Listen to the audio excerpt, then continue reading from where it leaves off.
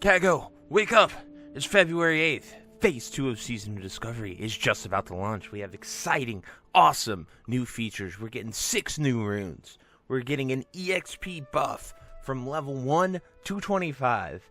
And there's even a hidden, cozy sleeping bag quest for you to go out there and find. Get amped, get excited, get leveling, and make sure you are prepared. So, Phase 2 of Season of Discovery launched on Phase 8, and it brought with it quite a lot of new stuff. While it did sort of homogenize the runes, and there were only 6 opposed to 12, that really, a lot of them overlapped and did similar quest lines, like the Dark Rider rune, the Night Elf quest that we did, that really started the descendants of the rune system and making it sort of feel tedious. Especially the Dark Rider one definitely should have been bind on account rune there. I think personally, having done it on like 3 characters, it was very tedious and time consuming. It was awesome as an epic experience, a journey to bring everyone together. Go out there and do it, but after that it really was Then the XP buff, they gave us an XP buff from 1 to 25. That was a great idea to catch up. I also would have liked the Rune Broker in Hindsight, and if we do end up getting a Sod Fresh, I would really, really, really love the Rune Broker to be there at the end of a phase. So like Phase 1 ends, you can buy all your runes for a character that you want to take into Phase 2, get them all, and go after. I think that is a much better system than trying to make a new character and now having to get 18 runes, some of them being epic journeys like the Night Elf and the Dark Rider rune that every class had to do.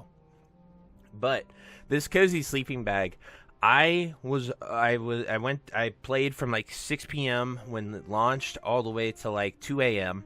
and then I was trying to sleep, and my phone's blowing up in Discord because the Cozy Sleepy Bag quest was found. So everyone was adding me, notifying, DMing me, and I got so many notifications, it vibrated my phone off my desk and it fell on the floor. And it woke me up. So I got on at like 5 a.m., 3 hours of sleep, and banged out this sleeping bag video for everyone.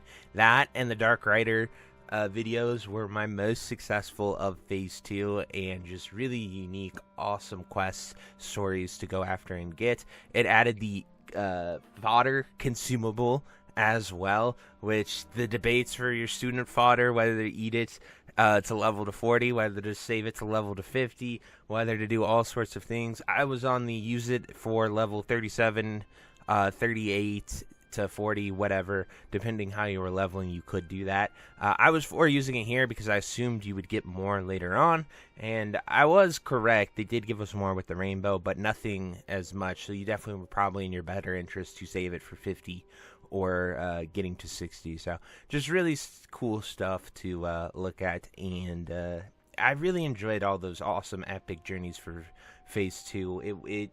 It's just below Phase 1 because of the few things that made it really tough, like leveling from 25 to 40 made it terrible. But other than that, it was a really good phase with a lot of new, exciting features.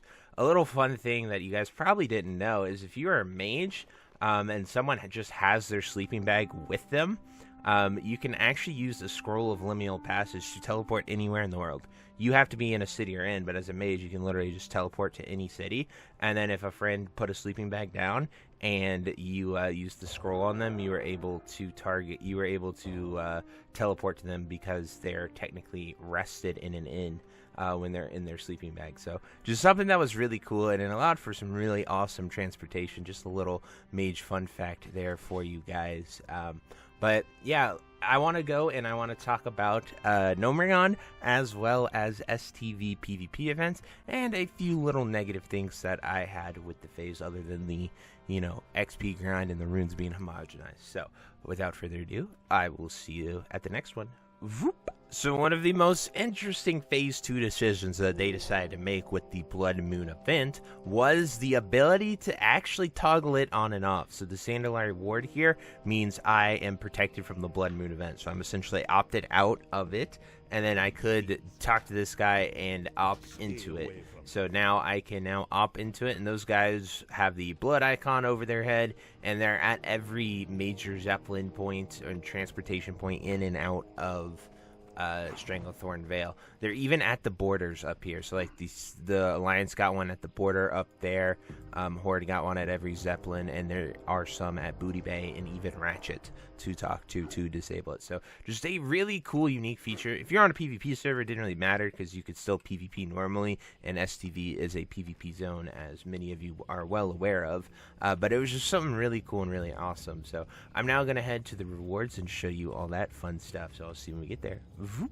So as the phases progressed, they actually kept the Blood Moon event relevant, and it was the Phase 3 event, as well as they even brought it back for the Phase 6 PvP event after we did Blackrock Mountain for Phase 4 and 5. So it has been revamped 2 times from its original start piece, but these were some of the awesome rewards that you could get. You would trade in your silver coins to get gold coins, and you could use gold coins to buy other things. So it was copper to silver, silver to gold, gold to be able to buy stuff. So some of these silver coins were used for the gear, and then gold coins were used for the mounts, where they had a blood-caked raptor and a blood-caked tiger, which were really cool for the Horde and Alliance, respectively, to get these mounts. And they kept these mounts.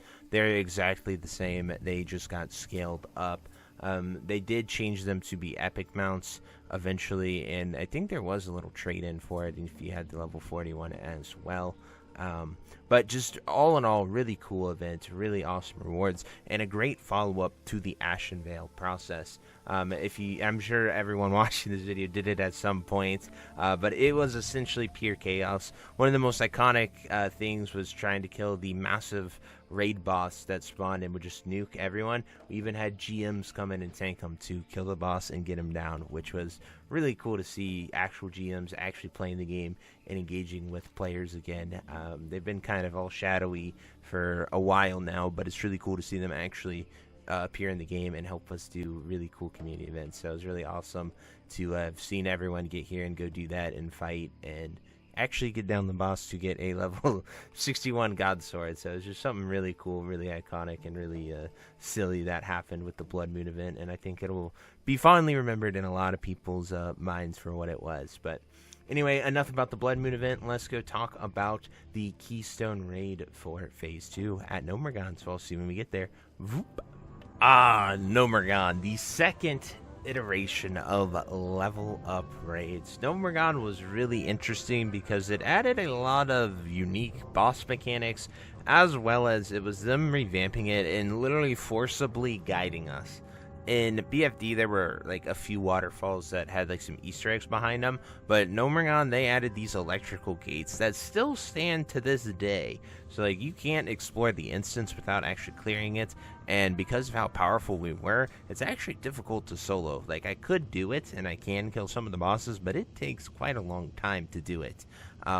These gates were actually really powerful and they one-shot you, but Gnomeregan had some really awesome unique bosses, as well as they allowed people to sort of go the like a set path into this massive instance, and it definitely laid the groundwork for taking something huge and that really doesn't get too explored. Like when people do this on the normal one, they don't go to every part of the dungeon, they just take the quickest path to get to the last boss to get their quests done and get the loot.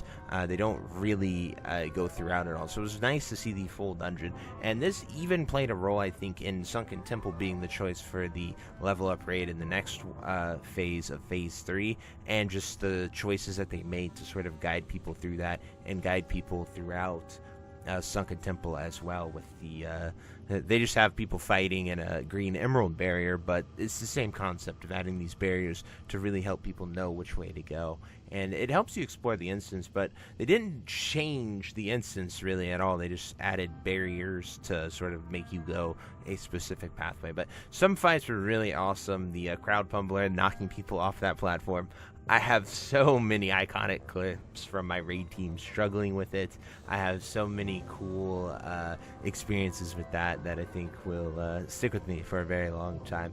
One of my best raiders, he actually, he's killed Heroic Lich King, did that great, but he would always get knocked off by the crowd pummeler, and it was pretty funny to see that happen. Just like some mechanics, some people just suck at or don't understand, and you can see them do some pretty awesome stuff, and then just be completely fail at it and not understand it. So it's just really funny to see that type of raider just fail to such a simple, easy thing of just don't be facing him.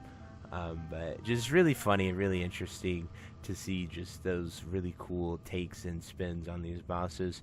The final boss here with the buttons and everything, just really good use of mechanics. And Gnomeregan was a really fun raid. The gear was great. The bosses were fun.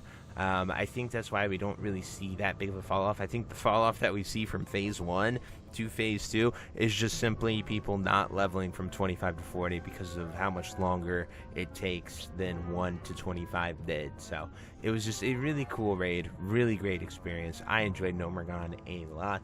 And yeah, that's my honest opinion of Gnomeregan.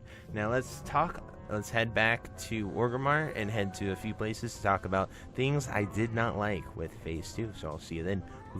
Back to Sinjin Village where it be starting, man. But anyway, so some of my biggest Phase 2 complaints and one of the biggest bamboozles that they pulled on us was the mount manipulation bamboozle. I am still salty about this because this was it was like a rug pull, and then they put the rug back under us and said, hey, jump on it, we won't pull it again, I promise. It was like the first time I felt slighted by the dev team. But what they did is Phase 1, we saw the mount prices at their Phase 1, or at the SOM reduced prices of around 40 gold. This shows 32 because I'm at rank whatever now. But this is the reduced price, and this is what we saw all of Phase 1. Right before Phase 2 launched, they increased it back to the normal 90 gold price for your entry-level mount. That's the writing and the mount price added together.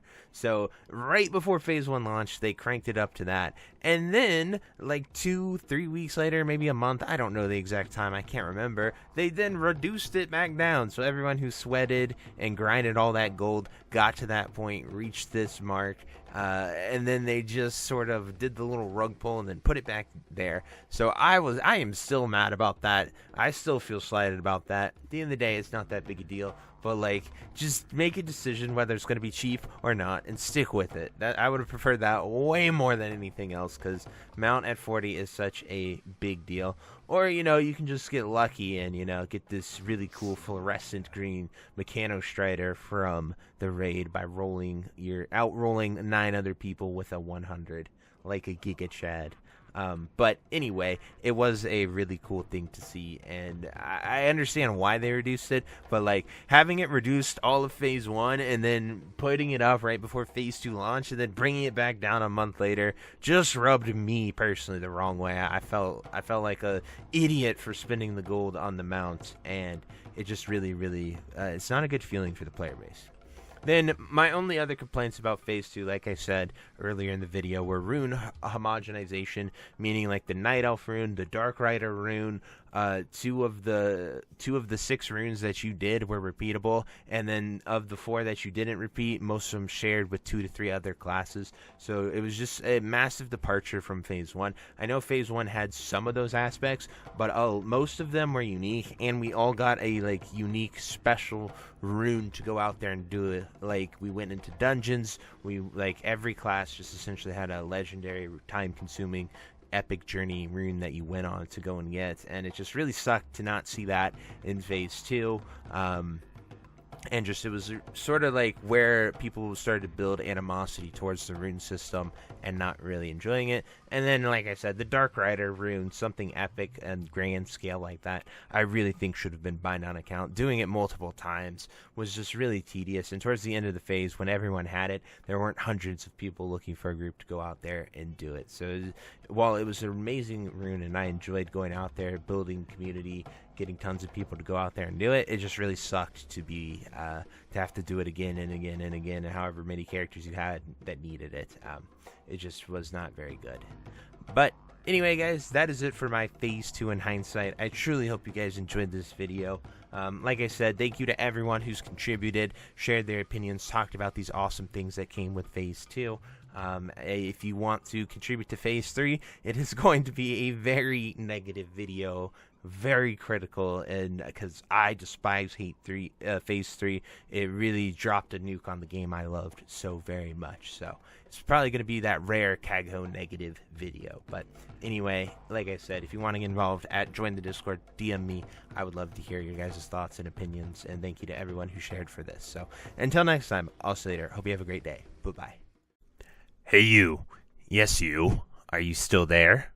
Well, I appreciate you for taking the time to watch this entire video and making it to the end here. If you enjoyed this video, definitely check out the other videos about World of Warcraft listed in these playlists down below.